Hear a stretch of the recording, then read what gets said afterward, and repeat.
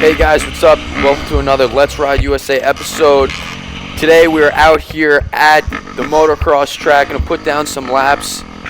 Actually, no, we're not, because the track was closed.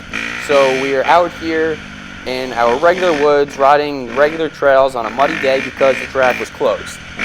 We woke up really early, woke up at 7 o'clock, got the bikes loaded, packed the night before, all the gear we needed, got going on the road, 8 o'clock, show up to the track, and it's empty. And I'm like, what is going on here? It's a nice Saturday. Well, it's not that nice, but it's a reasonably nice Saturday, even though it sort of rained the night before. But it's a decent Saturday. We knew we were going to get some rain the night before, but we didn't think it would be that much of a problem. We even called the track and asked them if they were going to be open. They said yes. Then we called 10 minutes before that we were going to leave, and they were open. And we show up to the track, and no one's there, and it was closed. So that was definitely a bummer, but it's okay because we are still out here riding our woods, so hopefully we can salvage a little bit out of the day, even though we lost a lot of time going to the track, then coming back home. But both Connor and I were set on riding today, so even though it's a little bit wet out, we are still riding, and you can see just how wet it is because I just fell over this log. In all honesty, it really isn't that wet outside, just I have not been having too much luck with logs lately, especially now because the log was wet and you had to go in on an angle, and I just went in on the wrong angle, and then my back tire slipped and I just dumped the bike.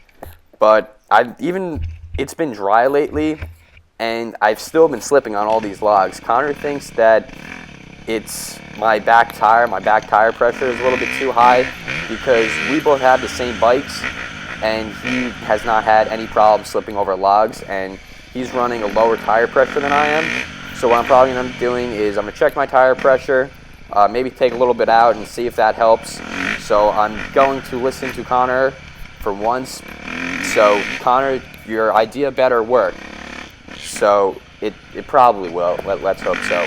Anyway, we are on our way to the sand pit. Decided we're going to do a little bit of sand riding today because it is kind of wet outside, and like I said, that was the reason the track closed, which to me just doesn't make sense because it wasn't that wet out.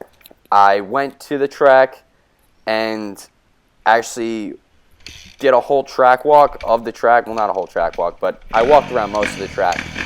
And, I just check it out, and there was a couple wet spots. And the track that we go to, they seem to overwater the track anyway. So it was the exact same as when they overwater it. So if they just didn't water the track, it would have been absolutely fine, just like every other track day when they overwater the track. But for some reason, they still closed, and that is completely off topic and not what I was talking about. I was talking about why we're going to sand pit. The reason we're going to sand pit is because, like I said, it is pretty muddy out, and I personally like riding in wet sand. I think it's the best time to ride in sand is right after a nice rain because the sand is really tacky. And so right here, Connor's going to show a beautiful roof shot. Let's see that one more time. This is the shot you get in those wet sand conditions. Right there, that's it. You can just grip that corner and just hold it wide open, and the result is a really nice roof shot. Right now, let's just listen to the beautiful sound of these YZ250Fs ripping up this perfectly groomed wet sand.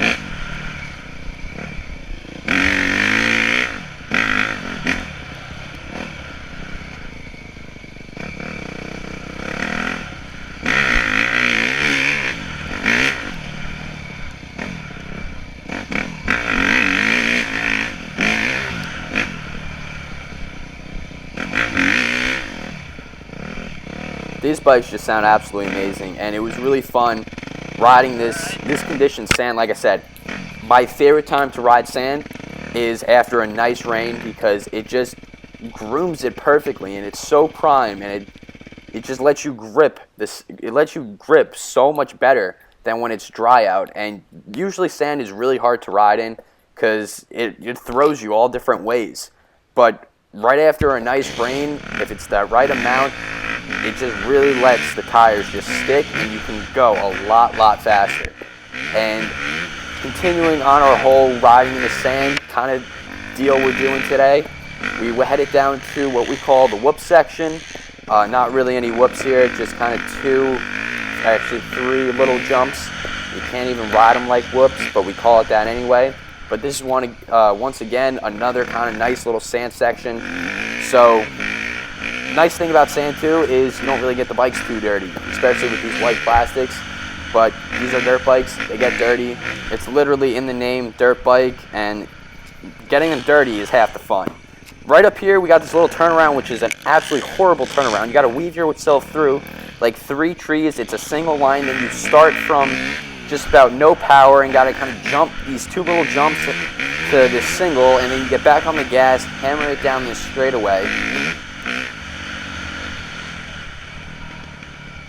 Then you come up to this first turn right here. It's really tight in between trees once again.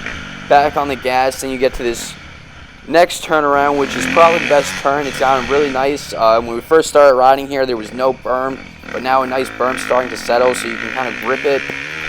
It's another one of those fun sandy berms, and because it rained, it was absolutely perfect.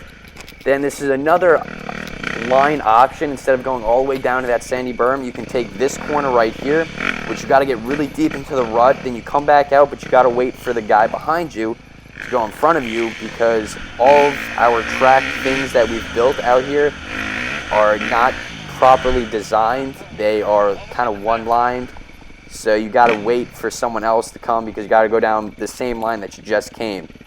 But after doing that whoop section, we're going out to what we call Blue Jay Field. We've had a lot of videos on this. They're kind of a bit older videos, haven't been here in too long.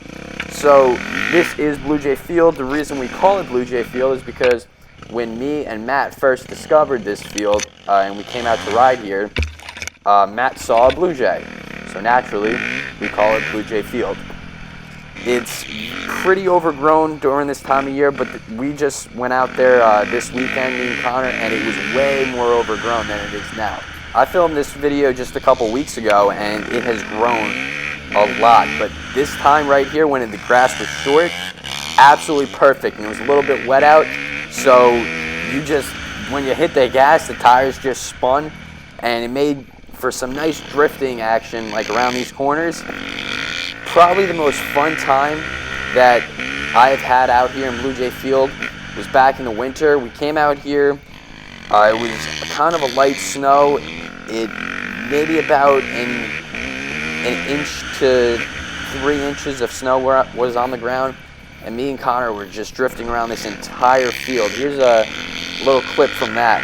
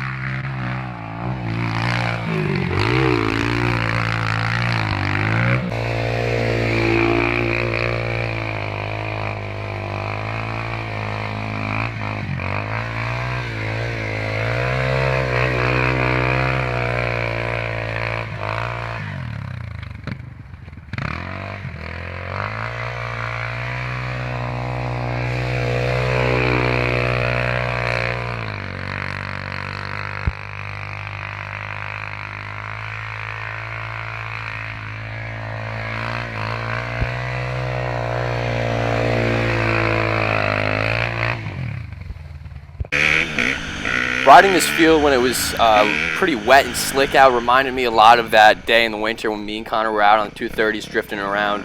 that was a lot of fun. This is probably the second most fun that I've had out here at Blue Jay.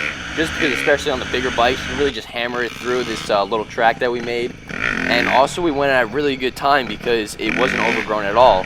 So you had a lot of room, could do these wheelies, we're able to, you know, slide around a little bit. So even though we didn't get to go to the track and our original plans kind of got a little messed up, we still had a pretty good day, made the most of it. That's what you got to do. As long as you're riding, it's a good day.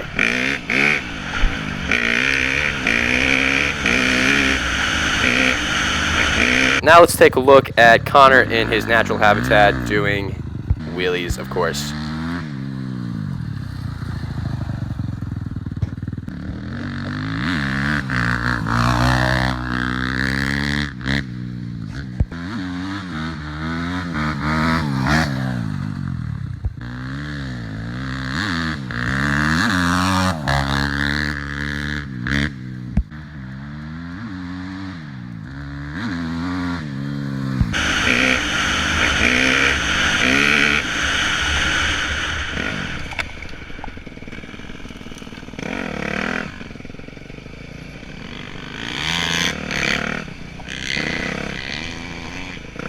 This section of dirt right here in this mostly grass field is the track that we built, which it's not much of a track, it's just a circle. We didn't really build it. We just rode it until the grass turned to dirt. Right here I'm in the back section of the track, get a little bit too confident, start shifting through all the gears, going as fast as I can, in 5th gear, get out of control, slam on the brakes, hit that tree, finally come to a complete stop, but that looked way scarier from my perspective while I was riding than it does in the GoPro. The GoPro does not do this justice whatsoever. So right now I'm going to give you guys the rundown of what happened and why this was almost such a scary crash. So here's the rundown of what happened. I'm going through these trees, going through this straightaway section, 5th gear. I get a little bit too fast, and my front end right here, see, starts to speed wobble. So to control the speed wobble, I panicked, slammed on my brakes, and while my front end was going from side to side, it was so wet outside that my brakes locked up, so I had my back end sliding from side to side just as I had my front end going from side to side from the speed wobbles, and I saw the tree out of the corner of my eye, and I was like, oh, don't even tell me that my back end is going to slide out so far and clip this tree. Luckily, it didn't. I kept it straight enough, so I just skimmed past the tree, but it was definitely a almost scary crash, and the GoPro does not show it. I'm telling you, bro, I just skimmed it, and I kept on wobbling, and finally I stopped. Wow, that was interesting.